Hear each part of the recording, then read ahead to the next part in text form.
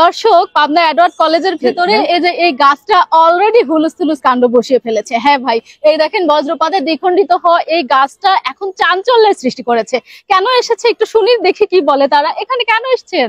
এই যে মানে বজ্রপাত পড়ছে ওটা আমরা দেখতে আসছি। ঠিক আছে, আমরাও এটা দেখতে আসছি যে আসলে দেখি এটা সঠিক নাকি, যে মানে সবাই ভিডিও করছে ওই জন্য দেখতে আসছি। কোথা থেকে এসেছেন আপনি? পাবনা থেকে আসছি। হ্যাঁ, পাবনা থেকে আসছি। এই যে আমি দেখলাম যে এখানে এসে অনেকেই যে ছাল বাকলগুলো তুলে নিয়ে যাচ্ছে, এটার কারণ কি আপা? এটার কারণ মানে এটা নাকি সবাই নিয়ে যায় খাচ্ছে, অসুখ হলে পরে না, যাদের অসুখ আছে ওই জন্য হচ্ছে এটা নিয়ে যায় খাচ্ছে যে অসুখ ভালো হয়ে যায়। এই ছাল খাইলে অসুখ ভালো হয়? হ্যাঁ, এটা দুই দিন কথা হলো, এটা খাচ্ছে। এটা খালে নাকি মানে সবার অসুখ ভালো হয়ে যাচ্ছে, ওই জন্য এটার অনেক এই যে খালা বাকলা গুলো এগুলো নিয়ে যাচ্ছে। আপনি কি মনে করেন যে এই যে বাজ পড়া একটা গাছ দ্বিখণ্ডিত হইছে, এই ছাল খেলে মানুষের অসুখ বিসুখ সারবে? সেটা তো আসলে বুঝতে পারতেছি না আপু, মানে সবাই নিয়ে যাচ্ছে, সবাই খাচ্ছে যে আসলে ভালো হবে। আপনি কি দেখেছেন কাউকে নিয়ে যেতে? হ্যাঁ, অনেক মানুষই নিয়ে গেছে, বা উপর থেকেও আরো তুলে নিয়ে গেছে, ছেলে মানুষ তুলে নিয়ে গেছে। আবার কি করছে, গাছের উপরে পানি ঢেলে এটা ধরে নিয়ে যাচ্ছে যে আসলে খালি পরে ভালো হবে। পানি গাছ ধুয়ে পানি নিয়ে যাচ্ছে। হ্যাঁ, আল্লাহ, দেখা যাচ্ছে গ্রাম বাংলার প্রত্যন্ত অঞ্চল থেকে মানুষগুলো এসে এই গাছ চাষ করে যাচ্ছে, হয়তোবা তাদের রোগ ব্যাধি ভালো হবে বা অন্যান্য যে মনস্কামনা নিয়ে এখানে আসছে। আমরা জানতে পেরেছি যে এই গাছটি মূলত বজ্রপাতেই দেখেন দ্বিখণ্ডিত হয়েছে, একদম পুরো মাথা থেকে কিন্তু এই পর্যন্ত। এখন এরই মধ্যে অর্ধেক খালবাকলা উঠে যায়নি ভাই, মানুষ তুলে নিয়ে গেছে যাতে করে এইটা ধুয়ে পানি খাবে অথবা এটা বেটে খাবে, যাই খাবে খাওয়ার পরে হয়তোবা তারা মনে করছে যে সুস্থ হতে পারে বা এটা হয়তোবা কোনো মজেজা হতে পারে। এই ধরনের কিছু কিন্তু সাধারণ মানুষের মধ্যে ঘটছে। আসলে আদৌ এই ঘটনার সত্যতা কি বলেন তো ভাই? বজ্রপাত এটা তো একটা স্বাভাবিক নিয়ম, মানে এটা করছে কারো গোবর মাখিয়ে রাখছে, যাতে এটা পানি ধুয়ে না নিতে পারে, ওই জন্য এটা করে রাখছে। তাই আসলে এটা সবাই যদি খেয়ে যদি তার অসুখটা ভালো হয়ে যেতে পারে। এখন কার কি রোগ আছে না আছে ভালো হয়ে যার যার মনে বিশ্বাস থেকে শেষে এখানে আসছে, নিয়ে যাচ্ছে। আসলে তো এটা ঠিক নয় হয়তো।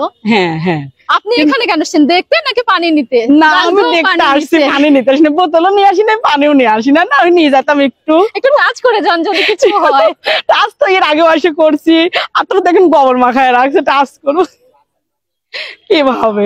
এই হচ্ছে বর্তমানে এটা এত পরিমাণ ভাইরাল, সামাজিক যোগাযোগ মাধ্যমে খুললেই এটা হচ্ছে পাবনা এডওয়ার্ড কলেজের পদার্থ বিজ্ঞান বিভাগের সামনে বিশাল বড় একটা গাছ দ্বিখণ্ডিত। কেন দ্বিখণ্ডিত, কি জন্য, কখন দ্বিখণ্ডিত, সবই আপনারা এর মধ্যে জেনে গেছেন। এটা মূলত একটা বাজ পড়েছিল ভাই, এটা প্রকৃতির এক ভয়াল থাবা, এটা একটা স্বাভাবিক নিয়ম।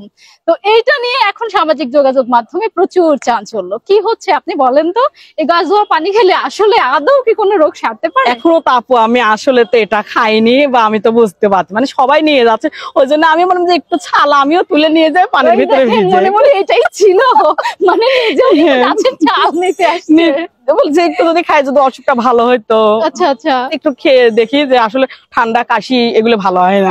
আচ্ছা, তা নেন, কোথা থেকে নিবেন? পাবনার মানুষ তো এমনিই তো পাবনার মানুষ পাগল, মানে সবাই তো নিয়ে যাচ্ছে। ঠিক আছে, এখন কোন থেকে নিব এটা তো মানে কেটে নিতে হবে। আমি তো চাকু নিয়ে আসিনি, তাহলে কিভাবে কেটে নিব? দাঁত দিয়ে গোবর মাখায় রাখছে, তাহলে কিভাবে তুলবো? দাঁত দিয়েই কামড়ে দিতাম। দর্শক, এটি চাঞ্চল্যের সৃষ্টি করেছে এবং দূর দূরান্ত থেকে মানুষ এসছে এই গাছের ছাল নিতে। দেখেন এর জন্য গোবর মেখে রাখছে অনেক, মানে এই সাইডে উপর পর্যন্ত না পারে আর এই ছালগুলো বাড়িতে নিয়ে যেতে না পারে। অর্ধেক ছাল অলরেডি শেষ হয়ে গেছে। এই হচ্ছে বর্তমানে অবস্থা।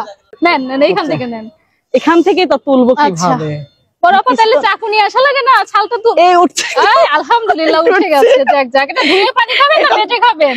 এটা হচ্ছে কি ভাইজে বা একটা তরকারির ভিতরে গুঁড়া করে দিলে পরে আরো বেশি টেস্ট লাগবে। মানে সবাই তো ধুয়েই খাচ্ছে, তাহলে আমি ধুয়ে খাবো না? ব্যতিক্রমী উদ্যোগ। হ্যাঁ, আরেকটু চাল দেন। এই কাঠের টুকরাটাই ভেঙে এটা তুলতে পারলে পরে আরো বেশি ভালো হইতো, তাহলে একটু কবিরাজি করতে পারতাম। একটু কবিরাজি করলে পরে আরো বেশি ভালো হতো, যে আসলে তান্ত্রিক হয়ে যায়। দেখেন কালকে আবার আসবে, বন্ধুত্ব দূর হবে, আরো কিছু